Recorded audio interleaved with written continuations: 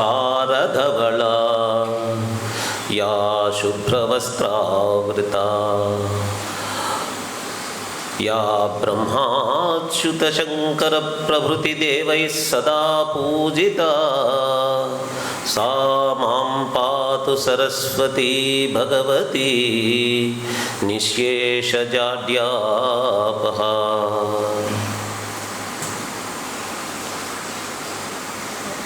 I am very glad to welcome you all to this 16th conference of Indic Academy. We are very fortunate to have Professor Sudeshna Bhattacharya, Professor of Sanskrit, to light the lamp for this conference, to formally announce the starting of the conference with her blessings. I request our short-term research fellowship researcher Ankita ji to present bouquet to Professor Sudeshna Bhattacharya to welcome her to this August conference.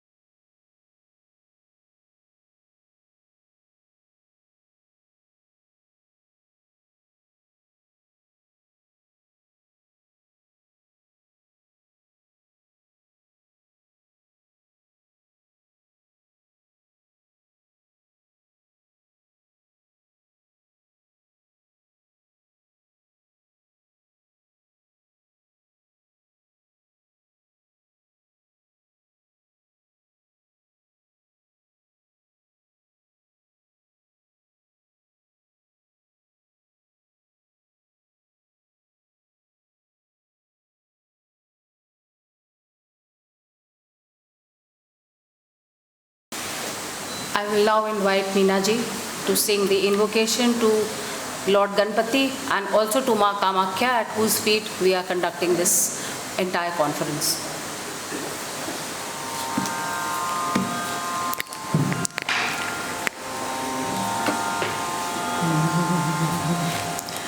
गजाननं भूतगणादिसेवितं कवित्तजम्बूफलसारभक्षितम्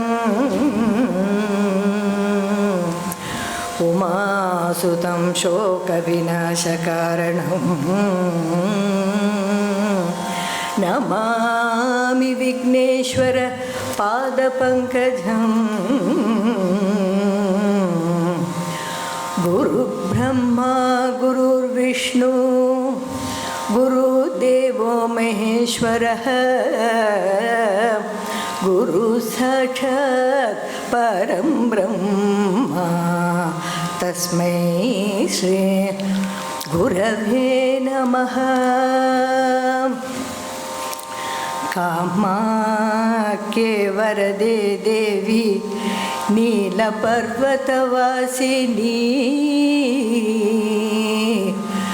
कामाख्ये वरदे देवी पर्वतवासिनी त्वं देवी जगतः माता योनिमुद्रे नमोऽस्तु ते तं देवी जगतः माता योनिमुद्रे नमोऽस्तु ते कामाख्ये कामसम्पन्ने कामेश्वरी हरप्रिये कामाख्ये कामसम्पन्ने कामेश्वरी हरप्रिये कामनां देहि मे नित्यं कामेश्वरी नमोऽस्तु ते कामनां देहि मे नित्यं कामेश्वरी नमोऽस्तु ते कामदे कामरूपस्ते सुभगे सुरसेविते कामदे कामरूपस्ते शुभगे सुरसेविते करोमि दर्शनं देव्या सर्वकामार्थ सिद्धये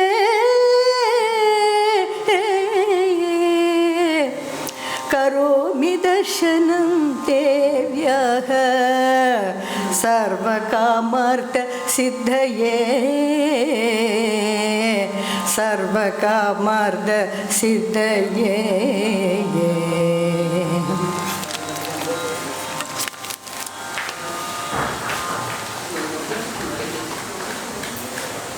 Namaste. This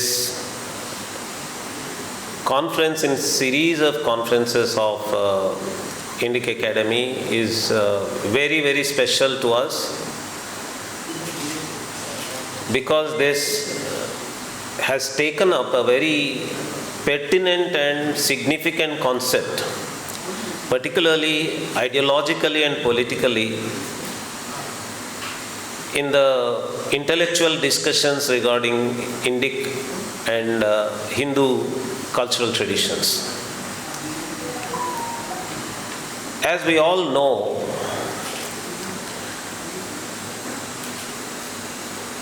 and I would like to share this with all of you, that Indic Academy, presently being called Indica,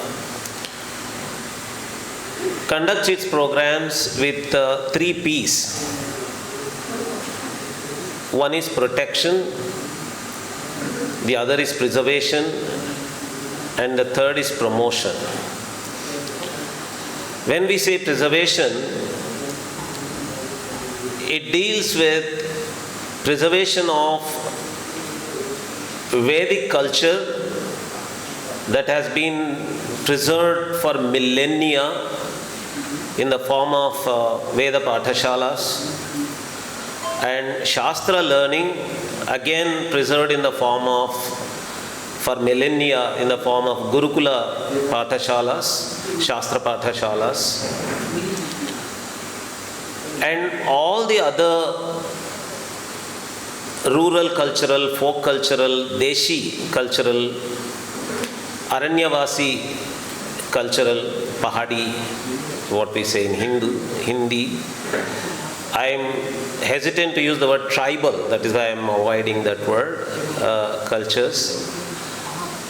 Everything that has been preserved as part of Indic culture, Hindu culture for millennia, we would like to preserve by sustaining the same mode of preservation that has been used in this country for the preservation. And in promotion, the cultural aspects in an entrepreneurial way are preserved, and people are encouraged to be entrepreneurial in promoting the culture in the global market. This is a suggestion to all of you also, to be entrepreneurial. Basically, please don't think of yourselves only as scholars. Be scholar entrepreneurs. Be cultural entrepreneurs. be social entrepreneurs, and that is your swadharma also. And the third aspect is protection that I was going to mention. In protection, we would like to focus on countering the misrepresentations and distortions that are happening with regard to our culture. One of such important areas where such distortion and misinterpretation is happening is in the area, in the university jargon, they use the word women's studies or gender studies. And politically, a word is in circulation now in the form of feminism. And as we all know, the movement of feminism started in the West.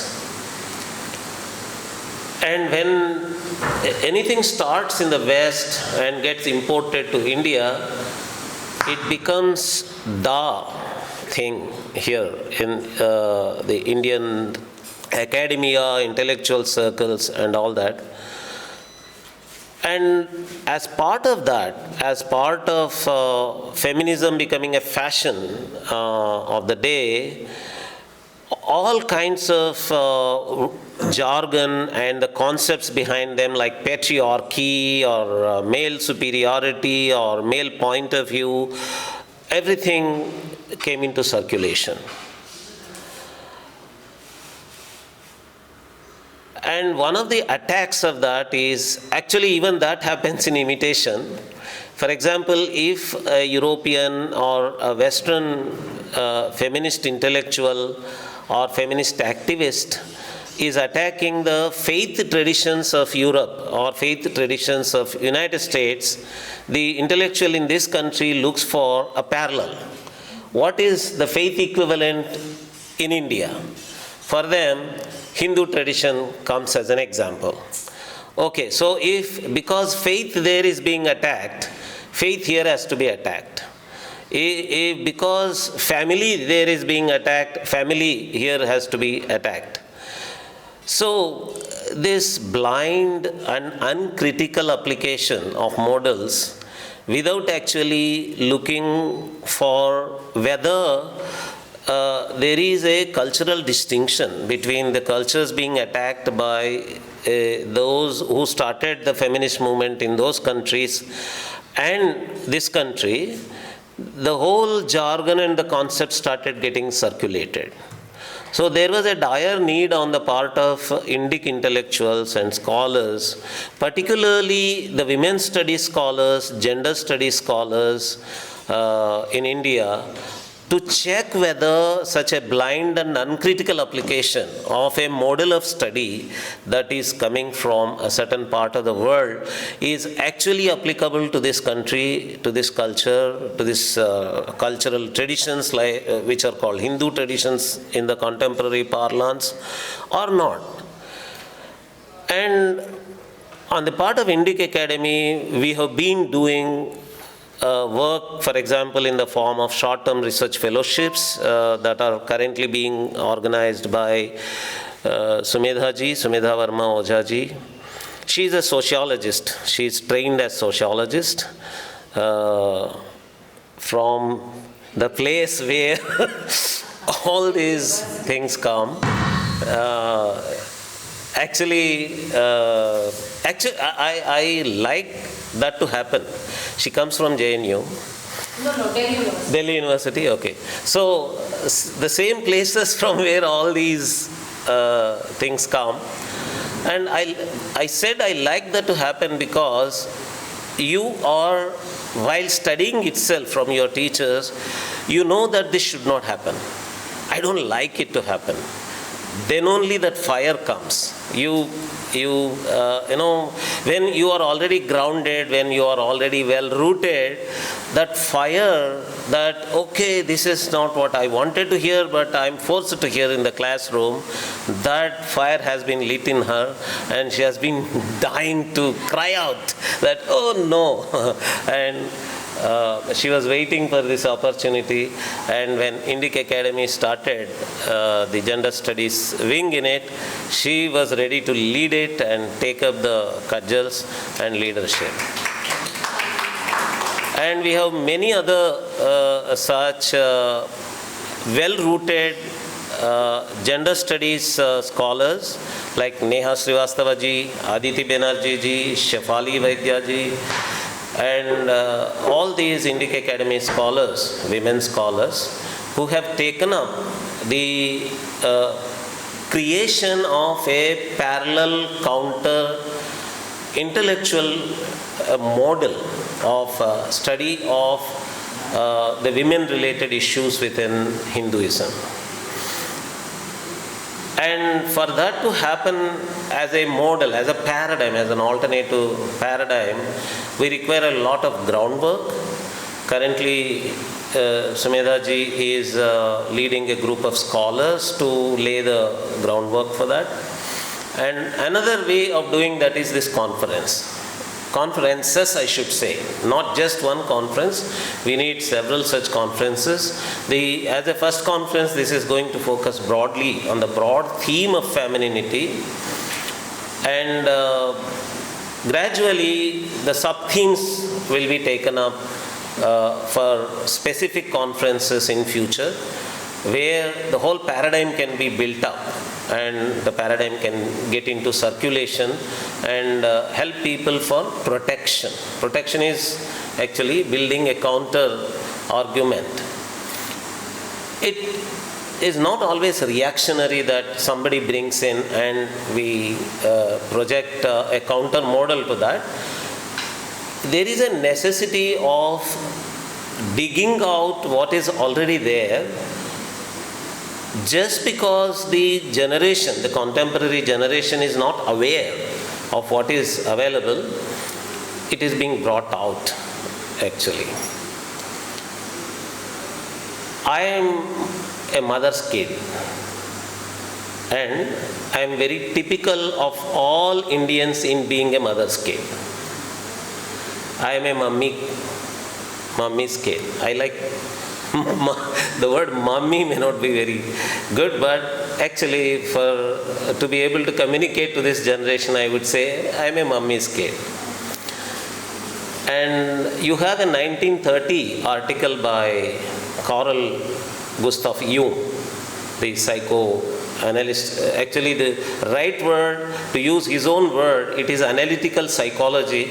His model is analytical psychology. He visited India, and there are two important articles by him after he visited India. The dreamlike world of India, what can India teach us? Repeatedly in these articles, he says, culturally, when I see Indian males, I see the difference in specific Indian male culture, that they are always their mother's kids. Their behavior is characterized by their feeling of their mother being by their side, always. Okay, when I read this from Jung, I thought, that is me. He is talking about me. And probably all the males here in the audience are telling themselves, yeah, that is me.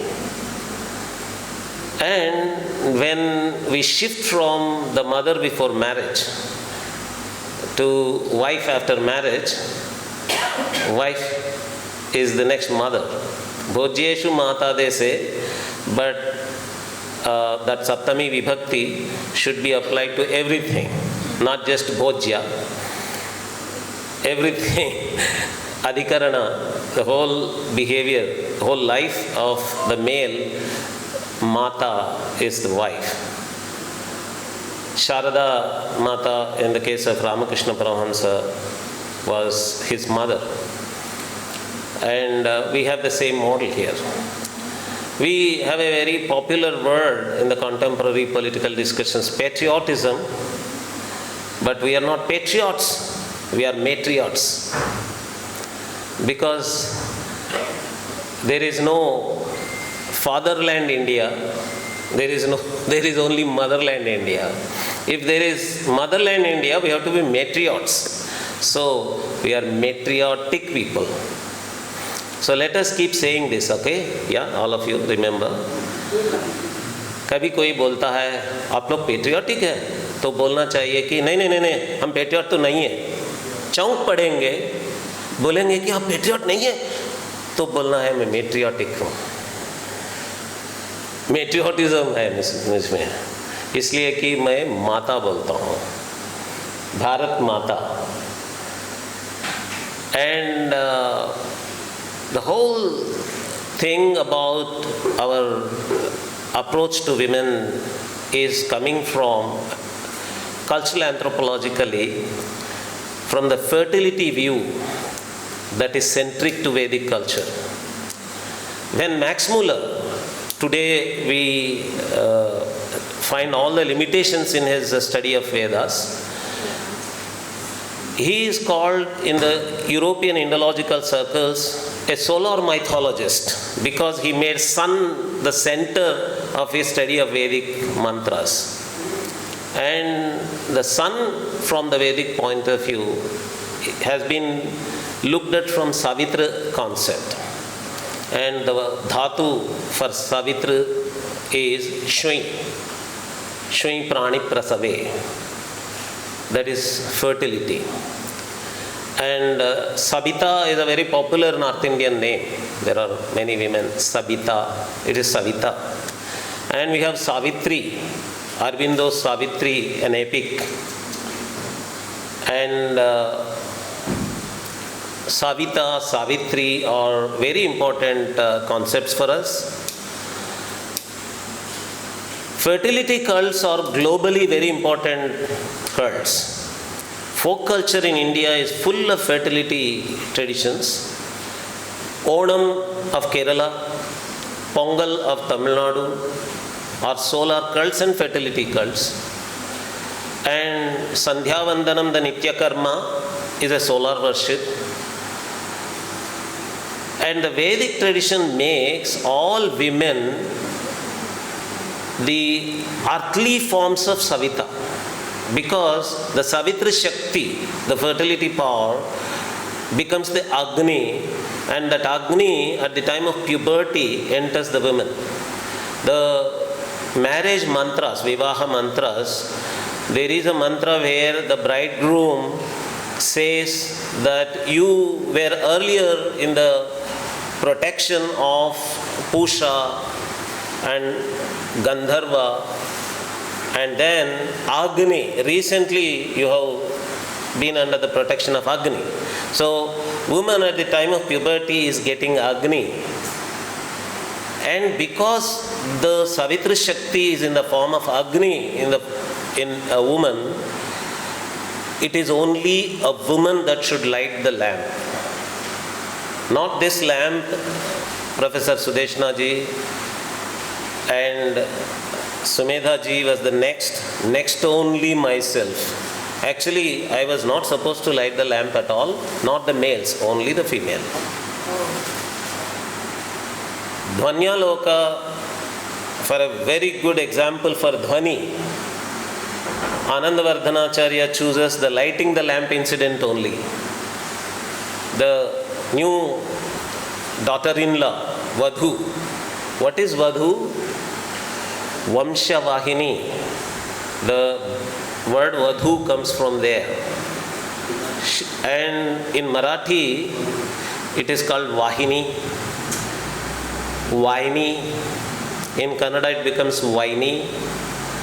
And that same word Vadhu becomes Bahu. And in most of the North Indian languages, Bahu doesn't stop with Bahu, it is Bahurani. Bahurani ji, Bahurani ban jati hai. And in Saptapadi mantras, in Vivaha mantras, it is repeatedly said by the bridegroom, Samragni Bhava. It is said, become a queen of my house, queen of your prospective father-in-law, queen of your mother-in-law, queen of your brother-in-law, Nanandabhyam, Samragni Bhava is the mantra. So, the whole approach here is that you are the mistress, you are the queen, you are the Samragni. And the male, so-called male superiority here is actually female superiority. The whole approach is there is a female superiority, and actually if at all there has to be a protest, it has to be from the males that you are superior. You are dominating, you are a Bahurani, मैं तो इधर छोटा बन गया. So that has to be the approach. And Kamakhya, the word Kama, and the invocation song also mentioned Kameshwari. It all comes from Ichha Shakti, and we have the Triputi, Ichha Shakti, Kriya Shakti, Jnana Shakti, and the whole Shakti Triputi is starting from Ichha Shakti, and that is Kamakhya. So we are so fortunate to have come all the way to the starting Shakti, Ichha Shakti, Kama and Kamakhya, to start the Ichha for, Kama for bringing out the solar-centric Savitri Kendraka idea of women, the Patni. Patni is coming from the word Pati, the Ejamani, Ejamana, I should say grammatically, Ejamana of the Yajna, and shareholder in the fruits of Yajna. So we can go on to show that this ownership is all embedded in all the strands of culture, Vedic, folk and tribal, to use the contemporary words. So the same ideas are going to be brought out in micro level forms in various aspects of our culture by various paper presenters. I welcome you all, the paper presenters, to present your papers in the multifarious aspects, micro level aspects of the culture, and your knowledge creation in this area is going to add a lot to build a paradigm of Hindu gender studies, Hindu women's studies. And we chose the word femininity because there was this whole argument in feminism of whether femininity is natural or cultural. We want to go with the idea of femininity being natural. After the non-binary gender movement, the whole women's studies movement is compelled to accept that the whole spectrum from femininity to masculinity is natural. The whole debate, political debate, is based on the naturality of the spectrum of gender features. So we want to clearly assert that there is femininity, and it is on the basis of that femininity that assertion, aggressive assertion of gender can happen. So with this, I would like to welcome you all, and with a hope, with an earnest hope that all of you are going to add knowledge from multiple perspectives to this new paradigm of understanding. I take leave. Namaste.